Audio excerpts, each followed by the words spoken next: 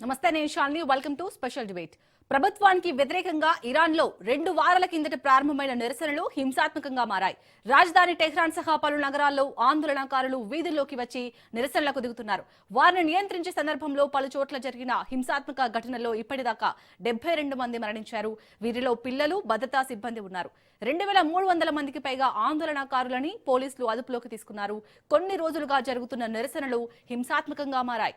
Iran currency riyal విలువ దారుణంగా పడిపోవడంతో 2025 December 28న ఆందోళనలు మొదలయ్యాయి. అప్పటి నుంచి రావణ కాష్టంగా రగులుతూనే ఉంది టెహ్రాన్.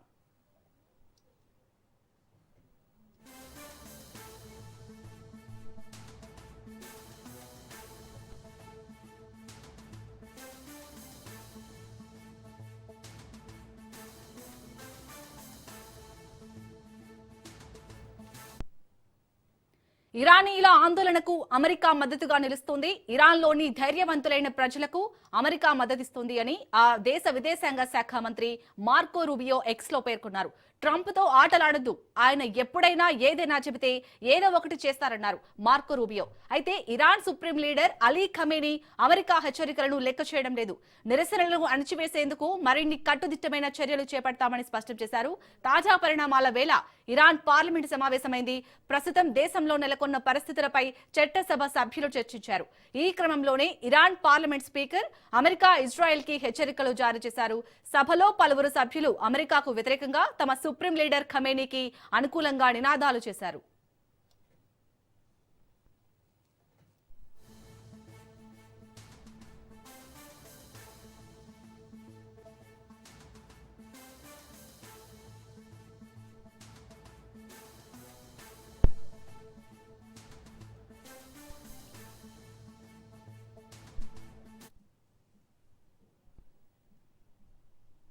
మరోవైపు ట్రంప్ పోస్ట్ నేపథ్యంలో ఇజ్రాయెల్ అప్రమత్తమైంది. ఇరాన్ మద్దతు ఉన్న హమాస్ మిలిటెంట్లు 2023లో దాడులకు తెగబడ్డారు. ఇరాన్లో నిరసనకారులపై కాల్పులు జరిపితే అమెరికా జోక్యం తప్పదని, చావు దెబ్బ కొడతామని అమెరికా అధ్యక్షుడు డొనాల్డ్ ట్రంప్ హెచ్చరించారు. అగ్రరాజ్యాధినేత తీరుపై ఇరాన్ ఆగ్రహం వ్యక్తం చేసింది. తమపై అమెరికా దాడి చేస్తే ఆ దేశంతో పాటు ఇజ్రాయెల్ తమ లక్ష్యాలుగా మారతాయని హెచ్చరించింది. దీంతో నెతన్యాహు ప్రభుత్వం అప్రమత్తతో వ్యవహరిస్తోంది.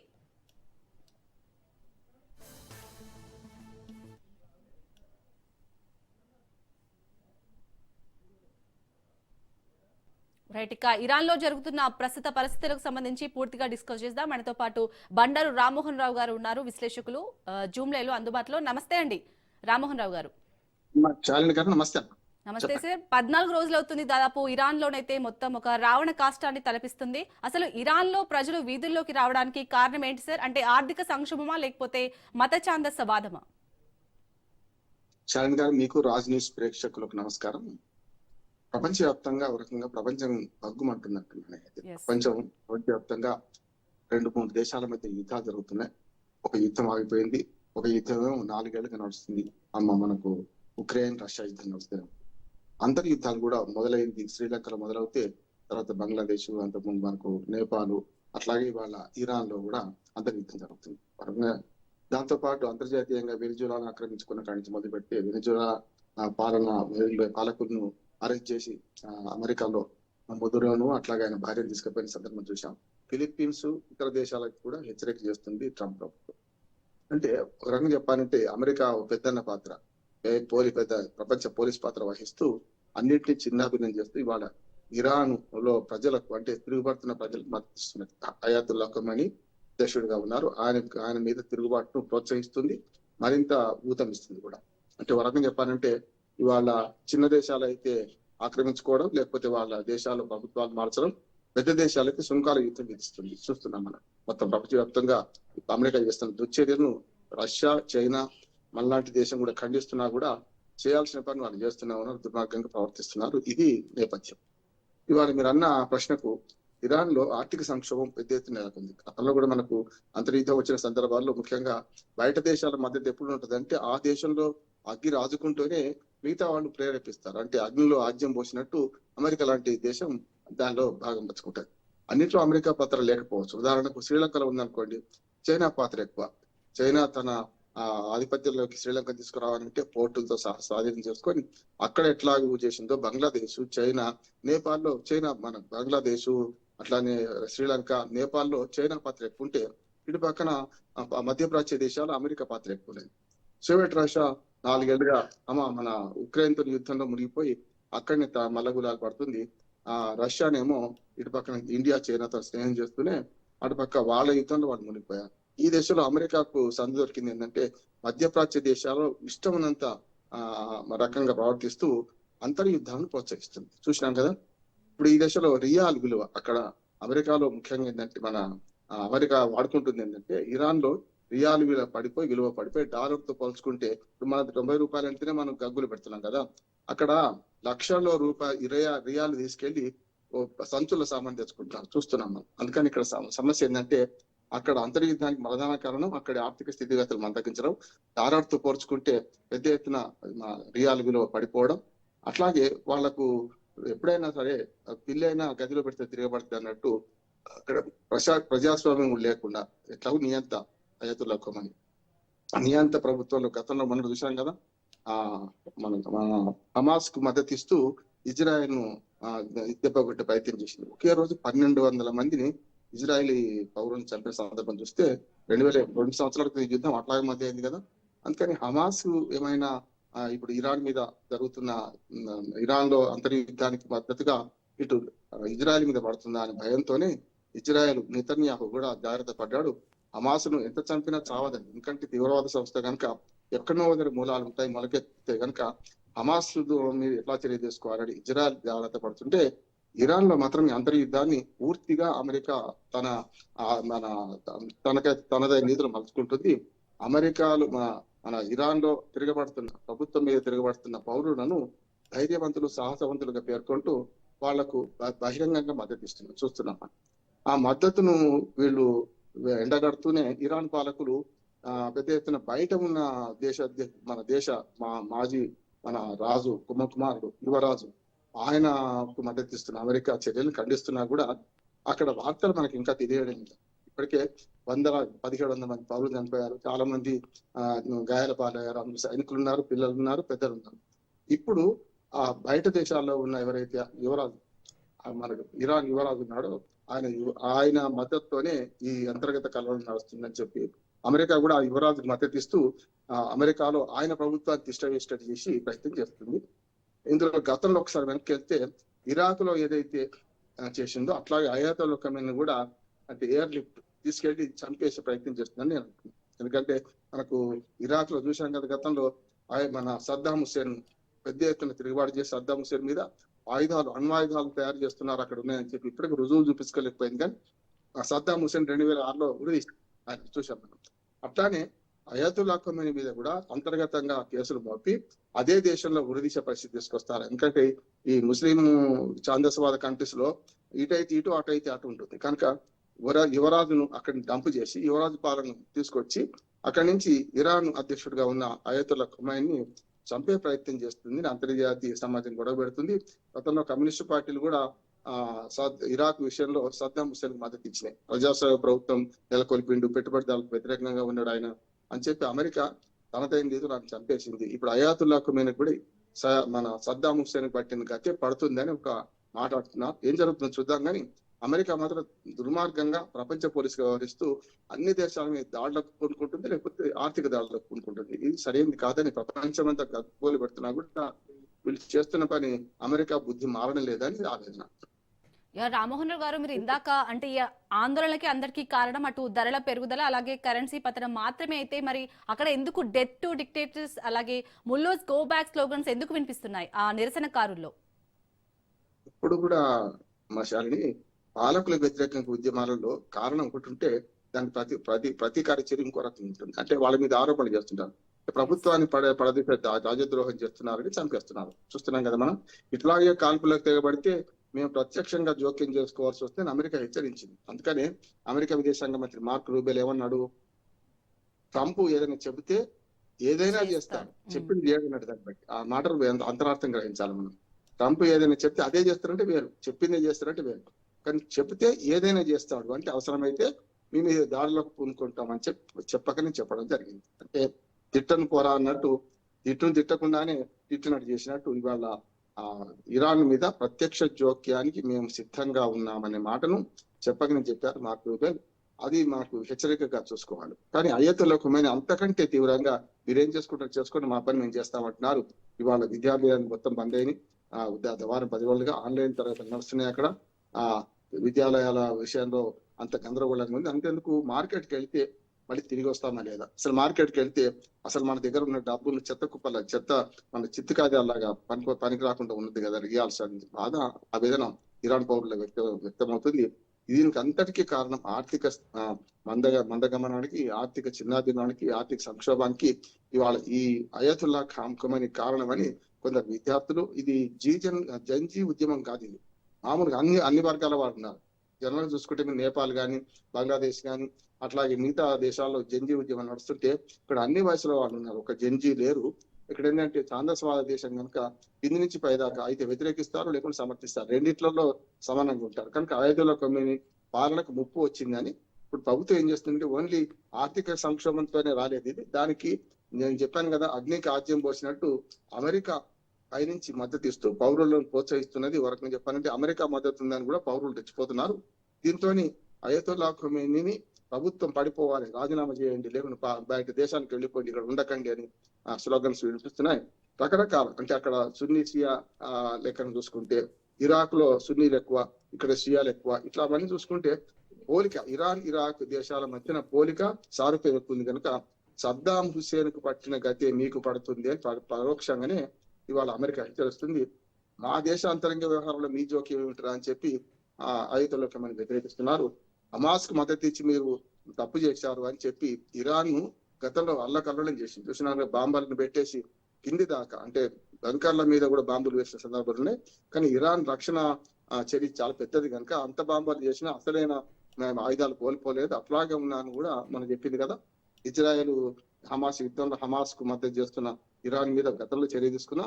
ఇక అంతర్యుద్ధం అంటే వాళ్ళు ఏమనుకున్నారంటే అమెరికా ఇరాన్ తో గెలవడం కష్టం, ఇట్లాగా బంకర్లలో పెట్టిన దాని మీద తేలిస్తే కాలేదుగా, ఇవాళ ప్రజల తిరుగుబాటు ద్వారా చేస్తే మంచిగుంటది అనే ఉద్దేశంగానే అంతర్గత తిరుగుబాటును అమెరికా ఇవాళ తనకు ఆయుధంగా వాడుకుంటుంది అని నేను అనుకుంటున్నాను.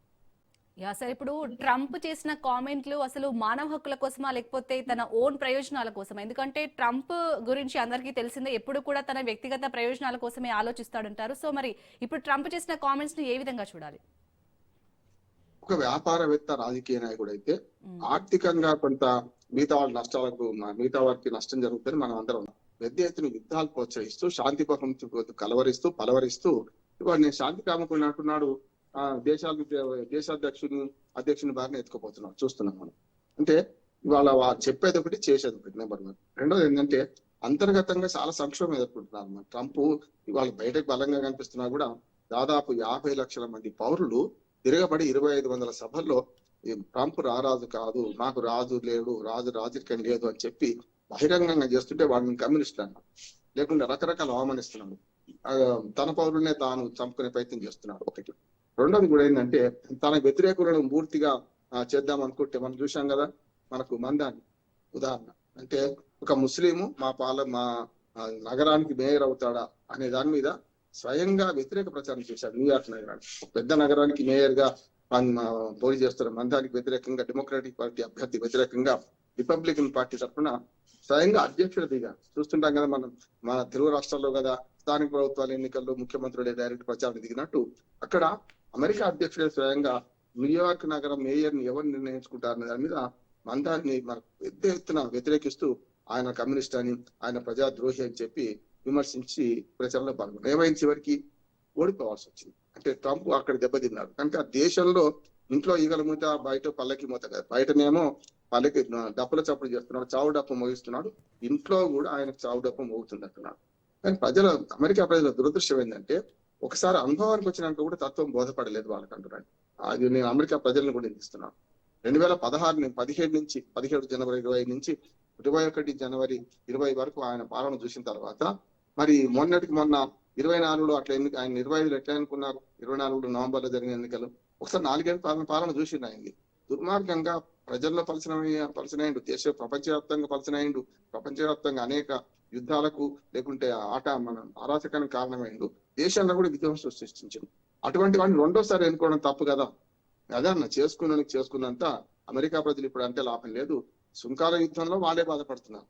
ఎందుకంటే ఆ దేశానికి వచ్చే దిగుమతుల మీద ఆయన సుంకాలు విధిస్తే మనకి ఎగుమతులు, వాళ్ళకి దిగుమతులు. వాళ్ళు ఎవరు నష్టపోతారు? తాగే వాడే కడతారు, తాళ్ల పన్ను. అక్కడ వాడు కదా కట్టేది డబ్బులు అంటున్నాను. మహా అయితే మొత్తం 30 కోట్ల మంది ప్రజల్లో మహా అయితే అమెరికా జనాభాను చూసుకుంటే ఓ 3-4 కోట్ల మంది ఎన్ఆర్ఐలు ఉండొచ్చు. మిగతా వాళ్ళందరూ వాళ్ళే కదా. అటువంటిప్పుడు 3-4 కోట్ల మంది ఎన్ఆర్ఐల కోసం వాళ్ళ మీద విధిస్తాను, మిగతా 27-30 కోట్ల జనాభా వాళ్ళదే కదా అంటున్నాను. అందుకనే అమెరికా అధ్యక్షుడు చేస్తున్న పని తాను ఎక్కిన కొమ్మని నరుక్కోవడం చేస్తున్నాడు. కానీ వైఫల్యాలను కప్పుకోవడానికి ప్రపంచం మీద పడ్డాడు. ప్రపంచం మీద ఇవాళ చాలా మంది నియంత్రణలు పోయిండ్రు. చాలా మంది అలెగ్జాండర్ పోయిండు, చాలా మంది హిట్లర్ పోయిండు, చాలా మంది ప్రపంచ నియంత్రణలు పోయిండు. కానీ నియంత్రణలు పోయినా కూడా ఆ గుణపాఠాలు నేర్చుకోకుండా ఇటువంటి నియంత కాదు, ఒక వ్యాపారవేత్త కాదు, ఒక ప్రజాస్వామిక అధ్యక్షుడు కాదు, అతి పురాతనమైన ప్రజాస్వామ్య దేశం అని చెప్పుకున్న అమెరికాలకు ఓ దురదృష్టం ఏంటంటే ఇటువంటి వాటిని ఎన్నిక కావడం. వాళ్ళ దురదృష్టం 3 సంవత్సరాలకి ఇంకా మోయాలి. వాళ్ళు అమెరికా పౌరులను చూస్తే నాకు జాలేస్తుంది. ఇంకొక 3 సంవత్సరాలు ఆయన భరించాలంటారు. కానీ 3 సంవత్సరాల లోపల ప్రపంచంలో ఎంత విధ్వంసం చేస్తాడు, ఏ రకంగా నాశనం చేస్తాడు, మనం ఏం చేయలేకపోతున్నామంటే నిజమే కదా. ఏమవుతుంది, ఎవరి ప్రయోజనాలు వాళ్ళకు ఉన్నాయి. ప్రపంచవ్యాప్తంగా కూడా అన్ని దేశాలు ఇప్పుడు అమెరికా మీద దాడి చేసే పరిస్థితి లేదు. 196 సార్లు ప్రపంచాన్ని నాశనం చేసి అణ్వాయుధాలు నా దగ్గర ఎవడేం చేస్తాడు చెప్పండి అంటున్నాడు. అంటే అణ్వాయుధాలు చూసుకొని బాధపడే మనం భయపెట్టేవాడు వాడు కూడా భయపడాలి కదా అంటున్నాడు. ఎప్పుడు కూడా అద్దాల గదిలో కూర్చున్న వాడు తను రాయి వేసినా బయట తన అద్దం వెళ్ళిపోతుంది, బయట వాడు రాయి వేసినా తమ అద్దం వెళ్ళిపోతుంది. అది గ్రహించడం లేదు. ప్రపంచాన్ని నాశనం చేస్తే తను ఎట్లా ఉంటాడు అంటే ఓ మానవ బాంబుగా మారినట్టే కదా. అమెరికా ఒక అణుయుద్ధ బాంబుగా మారింది. దానికి తగ్గట్టుగానే అమెరికా నాశనం చేయడానికి కూడా పక్క రష్యా, చైనా, మన దగ్గర పాకిస్తాన్ లో కూడా అణుబాంబులు ఉన్నాయి. మరి ఏం చేయాలి? వీటిని అందరం ఒకరిని చంపుకుందామా? కనుక అమెరికా అధ్యక్షుడు చేసే పని ఆత్మహత్య సదృశ్యమైనది, దుర్మార్గమైంది. ఎవరు చెప్పినా వినలేదు. ట్రంప్ మొండివాడు, ఎవరు చెప్పినా సీతయ్య, ఎవరు చెప్పినా వినడు అన్నట్టు వింటలేడు. మన దురదృష్టం ఏంటంటే ఇటువంటి అధ్యక్షుడు ఇవాళ అమెరికాకు రావడం మన ప్రపంచ దురదృష్టం. మనదంటే ఇండియా కాదు, దానికి కాదు, ప్రపంచానికి దురదృష్టం అంటున్నాను. చిన్న దేశాల మీద దాడులు చేస్తున్నాను. బలమైన మనలాంటి అమెరికా, మన చైనా, రష్యా లాంటి మీద సుంకాలు విధిస్తున్నాడు. కానీ తాను ఒక ప్రపంచ పోలీసు కాదు, రాబిన్ హుడ్ లాగా ఇస్తున్నాడు. రాబిన్ హుడ్ అన్న కనీసం న్యాయం, పేదవాళ్ళని కొట్టి పెద్దవాళ్ళని కొట్టి పేదలకు పెట్టాడు. కానీ ఇది అట్లా కాదు. పూర్తిగా వాళ్ళు వెనుజులా నౌకలను కూడా, చమురు నౌకలను కూడా స్వాధీనం చేసుకోవడం, రష్యా నౌకను ఆపడం, ఇవన్నీ చూస్తే ఎడాపెడా ఎట్లా పడితే అట్లా చేస్తున్న సందర్భం చూస్తున్నా. ప్రపంచం అంతా కొన్ని దేశాలు పరిశీలిస్తుంది. నాటో కూటమి దేశాలు కూడా ఇవాళ ట్రంప్ ను వ్యతిరేకిస్తున్నాయి. ఏ విషయంలో అంటే గ్రీన్లాండ్ విషయంలో. ఇవాళ గ్రీన్లాండ్ లో జరుగుతున్న పరిణామాలు చూస్తుంటే సామదాన భేద దండోపాయాలు అన్నట్టు ఈ రెండోసారి ఎన్నికనక మొదలు సామ ప్రకటించారు. ఏమనంటే మీరు మా దగ్గర కలవండి, మీకు అన్ని సౌకర్యాలు కల్పిస్తాను గ్రీన్లాండ్ లో. తర్వాత దానం అంటే మీకు అవసరమైన ఇప్పటికే సైనిక సాయం చేస్తున్నా, మీరు సైనిక సాయం తీసుకోవడమే కాకుండా మా దేశంలో కలిస్తే మంచిగా ఉంటుందని. మూడవది భేదం, అంటే మీరు కలవకపోతే మాత్రం మేము అయితే కొనుక్కుంటాం, మీరు లేదంటే మీ సైనిక చర్య చేస్తాం. భేదం. ఆఖరి దండోపాయం, సైనిక చర్య ద్వారా స్వాధీనం చేసుకుంటామా, లేకపోతే మనకు పూర్తిగా మీకు డబ్బులు ఇచ్చి, అంటే డాలర్ల రూపంలో $1,00,000 నుంచి $10,00,000 ఒక్కొక్కరికి 50,000 మంది అక్కడ ఉన్నంతా కూడా మేము ఇచ్చేసి మీ భూభాగం స్వాధీనం చేసుకుంటామంటున్నారు. అమెరికా పన్నాగం అంతా కూడా ఆయిల్ నిల్వల కోసం ఈ పోరాటం అంతా ఒకటే. ప్రజల మీద ప్రేమ కాదు, ఇరాన్ ప్రజల మీద అస్సలు కాదు. అక్కడ చమురును స్వాధీనం చేసుకోవాలి. ప్రపంచంలో పెద్దగా వ్యవహరిస్తున్న అమెరికా ప్లాన్ అంతా కూడా ఈ పోరాటంలో అంతర్లీనంగా బహిరంగంగానే తాటి చెట్టు ఎందుకు ఎక్కేవారంటే దూడగడ్డి కోసం కాదు, కళ్ళు ముంత కోసమేనట్టు ఇవాళ మొత్తం అంతా ఆయిల్ స్వాధీనం చేసుకోవడం. ప్రపంచవ్యాప్తంగా ఉన్న ఆయిల్లో ఎక్కువ భాగం మధ్యప్రాచ్య దేశంలో ఉంది కనుక, దేశాల్లో ఉంది కనుక, వెనిజులా లాంటి దేశాలతో ఉంది కనుక దాన్ని స్వాధీనం చేసుకోవడం. దాంతో పాటు తన సొమ్మును దాచిపెట్టుకొని ఇంకొక 500 సంవత్సరాల దాకా ఈ మొత్తం సొమ్మును అమ్ముకునే ప్రయత్నం చేస్తుంది ఒకటి. రెండవది, ప్రపంచ దేశాల మీద ఆధిపత్యం సాధించి ఒక రకంగా చెప్పాలంటే పెద్ద దేశాలను కూడా తనకు అనుకూలంగా మలుచుకునే ప్రయత్నం చేస్తుంది. నయము భయం రెండింటిని చేస్తుంది. కానీ అమెరికా ప్రయత్నాలు తిప్పికొడతారు. వాళ్ళు ఎక్కడ కూడా సక్సెస్ కాలేదమ్మా. ఆఫ్ఘనిస్తాన్ 30 ఏళ్ళు ఉన్నారు, ఏమైంది? విడిచిపెట్టి రావాల్సి వచ్చింది. మీరు అంతకుముందు వియత్నాం యుద్ధం చూడండి, అంతకుముందు ఏ యుద్ధాలు అయినా కూడా వాళ్ళు విఫలమై వెనక్కి వచ్చారు. అమెరికా సైన్యంగా, అమెరికా అందరు పాత అధ్యక్షులు కూడా అంత బహిరంగంగా చేయలే కానీ వాళ్ళు చేసిన పని కూడా అదే కనుక వెనక్కి తిరిగి వచ్చారు. ఆఫ్ఘనిస్తాన్ మంచి ఉదాహరణ మనకు.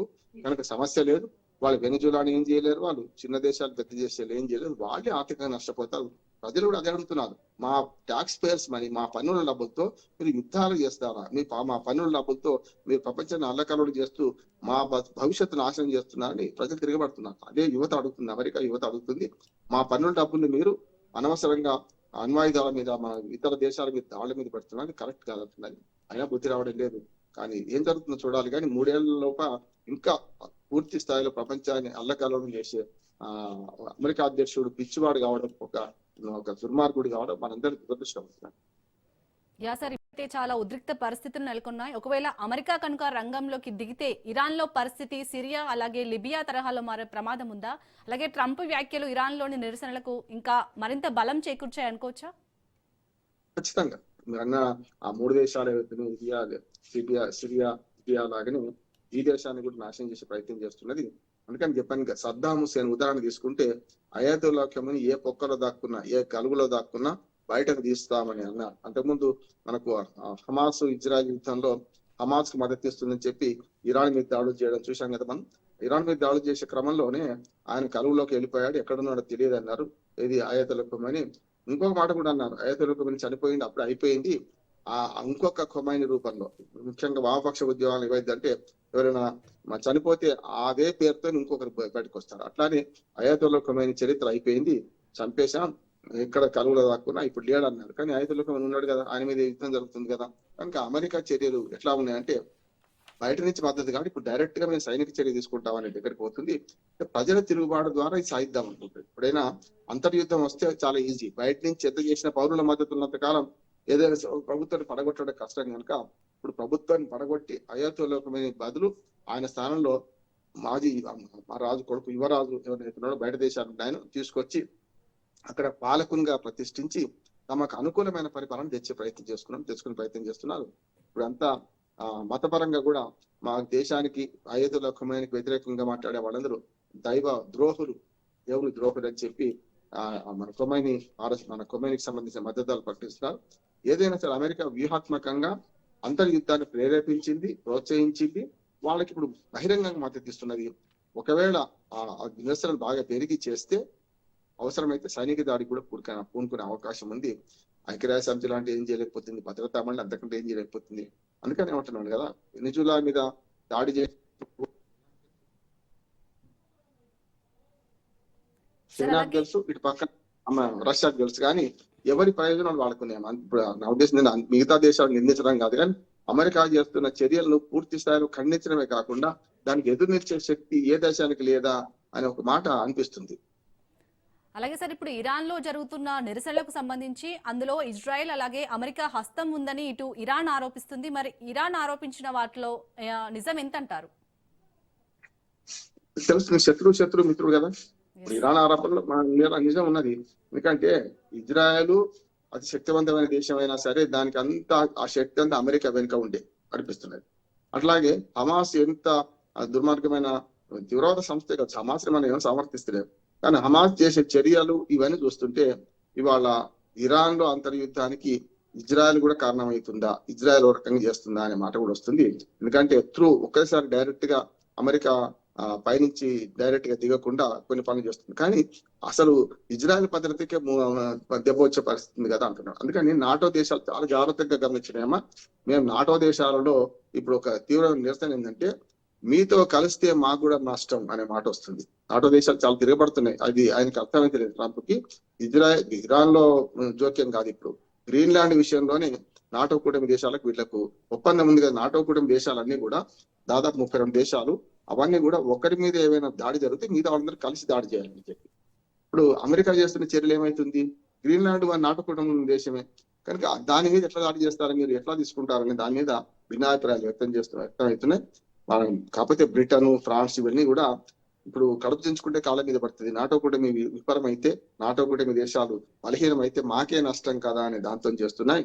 అందుకనే జాగ్రత్తగా గమనిస్తూ అమెరికా ప్రెసిడెంట్ వ్యతిరేకిస్తూనే కొంచెం ఇంకా సమయం పాటిస్తున్నాయి ఈ దేశాలన్నీ. కానీ ఇరాన్ లో ఈ అంతర్యుద్ధానికి పూర్తిగా తనదే బాధ్యత అని బహిరంగంగా చెప్తున్నారు కదా.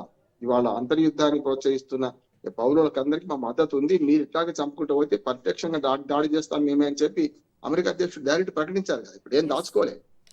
మిగతా అమెరికా అధ్యక్షులకు ఈయన తేడా ఏంటంటే, మిగతా అమెరికా అధ్యక్షులందరూ ఇదివరదాకా పనిచేసిన వాళ్ళకు జో బైడెన్ తో సహా మొన్న ఇంతకు ముందు తాజా మాజీ అధ్యక్షుడు చూసుకుంటే వీళ్ళందరూ కేవలం మాంసం తింటున్నాను భూమికలు మెడలో వేసుకోవాలి, డిప్లొమాటిక్ గా వ్యవహరించారు అంతే. తేడా ఏం లేదు. ఈయననేమో బహిరంగంగా మాట్లాడుతున్నారు, సీత ఎవడు చెప్పుడు వినడు అన్నట్టు. ఆయన చనిపోయినా సరే, ఆయన ప్రభుత్వం ఆయన ప్రజలు చనిపోయినా సరే, ఆయన ప్రజలకు నష్టమైనా సరే, అమెరికా ప్రజలకు నష్టమైనా సరే మిగతా వాళ్ళని చంపేస్తా, మిగతా వాళ్ళని కొడతా అంటున్నాడు. ఇది సరైనది కాదు. కొంచెం నా ఉద్దేశం ఏంటంటే, ప్రపంచంలో మిగతా దేశాలు అవుతున్నాయో ఇవాళ అమెరికాకు బుద్ధి చెప్పాల్సిన అవసరం ఉన్నది. కానీ సైనిక చర్య జరిపి కాదు. ఒక రకంగా చెప్పాలంటే విదేశాంగ విధానం ద్వారా సైనిక చర్య కాకుండా ఈ ఇరాన్ మీద దాడులను ఖండిస్తూనే జరగకుండా చూడాల్సిన పని అమెరికా మీద ఒత్తిడి తెచ్చుకోవాల్సిన బాధ్యత ఇవాళ మిగతా ప్రపంచ దేశాలకు ఉందని నేను అనుకుంటున్నాను. అలాగే సార్, 2022 హిజాబ్ ఉద్యమంతో పోలిస్తే ప్రజెంట్ ఆందోళనలు అయితే ఇంకా ప్రమాదకరమైన దశలోకి వెళ్తాయి అనుకోవచ్చా? అంటే ఇప్పుడున్న సిచ్యుయేషన్ ప్రకారం ఎప్పుడు కూడా మతం మత్తుమందు. హిజాబ్ ఉద్యమం చూసినాం కదా. హిజాబ్ ఉద్యమం అణిచివేసినట్టు బయటకు కనిపించినా కూడా మతంలో కూడా చాలా ఉన్నాయి. అట్లా కూడా షియా సున్నీలు వీటి మధ్య కూడా పెద్ద పోరాటం జరుగుతున్నది. అందులో భాగంగానే ఇవన్నీ ఉద్యమాలు వస్తున్నాయి. అన్నిటికంటే ముఖ్యంగా పిల్లిని గదిలో వేసి కొడితే తిరగబడ్డట్టే మనకు ఇరాన్ లో ఉన్న ఎవరైతే ప్రజలు ఉన్నారో ఆమె ఆయుధాలకు వ్యతిరేకంగా వాళ్ళు ఇక లాభం లేదు, తిరగబడి తప్పదని చేస్తున్నారు. ఇప్పుడు కళ్ళ ముందంటే 1700 నుంచి 2000 మంది పౌరులు చనిపోతున్నా సరే ఆ ఉద్యమం ఆగడం లేదంటే ఏమన్నట్టు, డూ ఆర్ డై, మేము చచ్చినా సరే సమాజానికి మేలు కావాలని తిరగబడుతున్నారు అనుకుంటున్నాను. అట్లానే అమెరికా మద్దతు ఉన్నది కనుక ఇంకా పెట్టిపోయే ప్రయత్నం చేస్తున్నారు కనుక రైతులకు కూడా కొంత నా ఉద్దేశం ఏంటంటే, ప్రజల పట్ల బాధ్యతగా ఆలోచిస్తే అమెరికా జోక్యం లేకుండా ఇరాన్ ప్రజలను తనకు తాను రక్షించుకునే చర్య చేపడితే మంచిది. మొండిగా వాదించొద్దు, మొండిగా చేయొద్దు. ఇరాన్ అయతలకు నా సలహా ఏంటంటే, జనరల్ గా మామూలుగా ప్రజాస్వామ్యవాదం కూడా ఇచ్చే సలహా ఏంటంటే, గతంలో లాగా విరవేయకండి. ఇప్పుడు మీరు సద్దాం హుసేన్ పట్టిన గతి చూసినాం మనం. అట్లానే మొన్న నన్ను వచ్చి తీసుకుపోతా, ధైర్యం ఉంటే తీసుకుపోతా, దమ్ముంటే తీసుకుపోతా అంటే మనకు ఆయన మొదలైన ఏమైందో చూసినాం. వెనిజులా అధ్యక్షుడు ఏమైందో చూసినాం. ఫిలిప్పీన్స్ అధ్యక్షుడు అదే ప్రకటన చేస్తున్నారు. అంటే ఆచితూచి ఇప్పుడు ఇసుకన తైలంబు తీయవచ్చు అని మూర్ఖుని మనసు రంజింపజేయలేదు కనుక మూర్ఖుడైన ట్రంప్ మనసు రంజింపజేయడానికి ఎవరికి సాధ్యం కాదు. కానీ ఉన్న దానిలో ఈ హెచ్చరికలు చేసి రెచ్చగొట్టే బదులు, అంటే తప్పలేదు ఐదుల కమ్యూని, కానీ తన ప్రజలను ప్రసన్నం చేసుకోవాలి. తన ప్రజల తిరుగుబాటును అంతటి యుద్ధాన్ని ఆపే ప్రయత్నం చేయాలి. అది బలప్రయోగం ద్వారా అయితే కాదు, ప్రేమ ద్వారా అవుతుంది, లేకుంటే సంప్రదింపు ద్వారా అవుతుంది. అయ్యా మనం కొట్టాడుకుందాం కానీ బయట వాళ్ళు రానియద్దు అనే ఒక ప్రజలతోని సంప్రదింపు చేయడం వల్ల ఆయతులకమైన బయటపడతారు తప్ప ఇవాళ అంతర్యుద్ధాన్ని వాడుకునే అమెరికా లాంటి దేశం బయట నుంచి వస్తుంది కనుక మనం కలిసి పోరాడదాం, మన దేశంలో వాళ్ళ ప్రమేయం ఎందుకు అని చెప్తే మంచిదని నా ఉద్దేశం. అది అయోధ్యలోకమైన కూడా ఎక్కదు. ఇప్పుడు నియంత్రణకు ఎప్పుడు కూడా ప్రజాస్వామ్య పేరు మీద నియంత్రణేమో అమెరికా అధ్యక్షుడు, నియంత్రణ పేరు మీద నియంత్రణేమో అయోధ్యలోకమైన. పేరుకు ప్రజాస్వామ్యం ఉన్న అక్కడ ప్రజాస్వామ్యం లేదు. అది కనుక ఈ ఇరు వర్గాల పోరాటంలో ఆఖరికి పావులు ప్రజలు అవుతున్నారు. ఎప్పుడైనా ఏ యుద్ధమైనా మహిళలు, పిల్లలు, వృద్ధులు నష్టపోతారు చూస్తాం మనం. మిగతా వాళ్ళకంటే కూడా ఎక్కువ నష్టపోయి యుద్ధాల్లో కానీ లేకుంటే పోరు నష్టం పొందు లాభం అన్నట్టు ఇటువంటి యుద్ధాల్లో అంతర్యుద్ధమైనా ప్రజలు చనిపోతారు, బహిర్యుద్ధమైన ప్రజలు చనిపోతారు. దయచేసి ఈ 21వ శతాబ్దంలో 2025లో